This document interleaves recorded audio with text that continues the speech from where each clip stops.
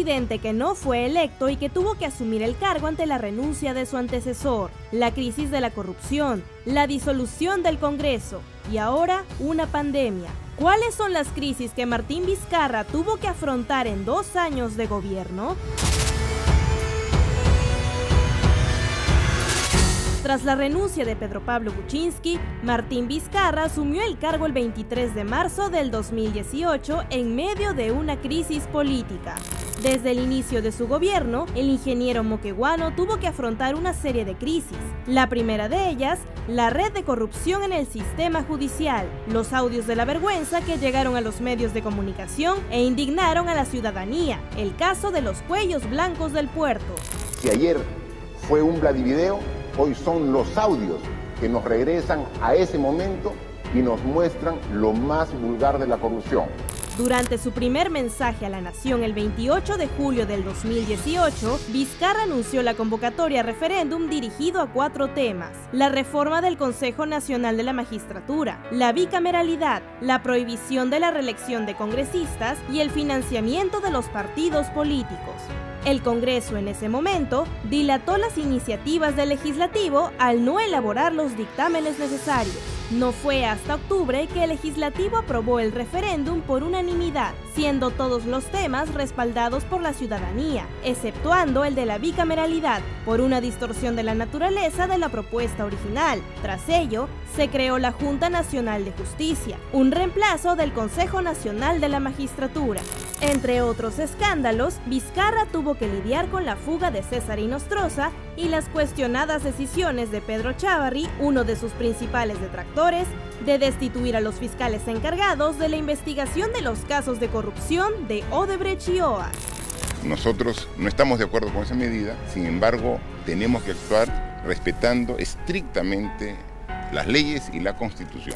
Al cumplirse el primer año de su gobierno, César Villanueva renunció a su cargo de presidente del Consejo de Ministros y entró el Gabinete del Solar. Durante este segundo año, el gobierno de Martín Vizcarra envió una serie de propuestas relacionadas a la reforma política, entre ellas el levantamiento de la inmunidad parlamentaria por parte de la Corte Suprema, proyecto que posteriormente fue archivado por la Comisión de Constitución, liderada por Fuerza Popular. La Comisión Permanente también rechazó las recomendaciones para sancionar al exfiscal de la Nación, Pedro Chávarri.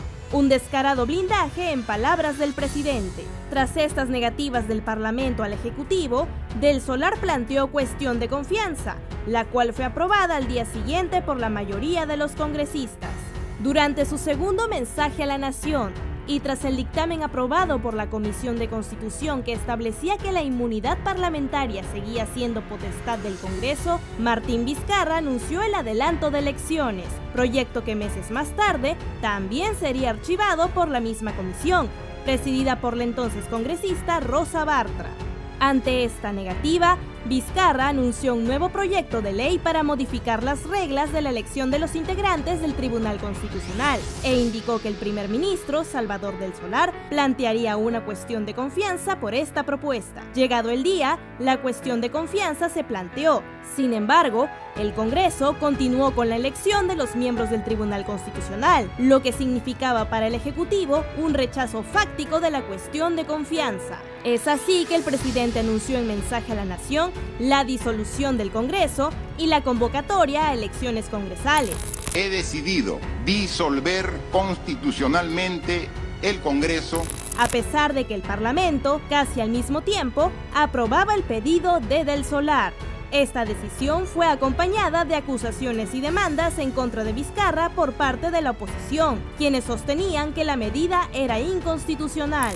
Yo creo que lo que corresponde en este momento, la moción de vacancia que corresponde por transgresión del orden constitucional. Las elecciones congresales se llevaron a cabo en enero del 2020 y esta vez la población optó por no elegir por mayoría a un solo partido.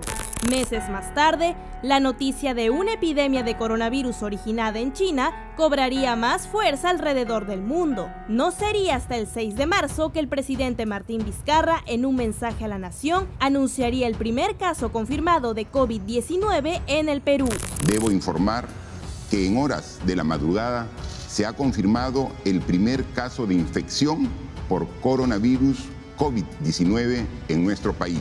La pandemia llegó a nuestro país 3 meses después de su descubrimiento en Wuhan, China, y para evitar altos números de infectados y fallecidos, como ocurre ahora en Asia y Europa, el Ejecutivo empezó a tomar medidas para frenar su expansión en territorio peruano. Las primeras acciones tomadas fueron la prohibición de eventos públicos de más de 300 personas, la suspensión de clases en todos los niveles y la clausura de vuelos procedentes de Europa y Asia. Sin embargo, las medidas más radicales serían tomadas el domingo 15 de marzo del 2020. En mensaje a la nación, el presidente Martín Vizcarra declaraba al país en estado de emergencia, medida que implicaba el aislamiento social, el cierre obligatorio temporal de establecimientos que no brinden productos de primera necesidad y medicinas, la restricción de tránsito de vehículos particulares y finalmente toque de queda a partir de las 8 de la noche hasta las 5 de la mañana. Este 22 de marzo, Vizcarra cumple 57 años y el 23, 2 años en el gobierno. Fechas que el mandatario las pasará junto a su gabinete, afrontando las consecuencias de esta emergencia epidemiológica en nuestro país.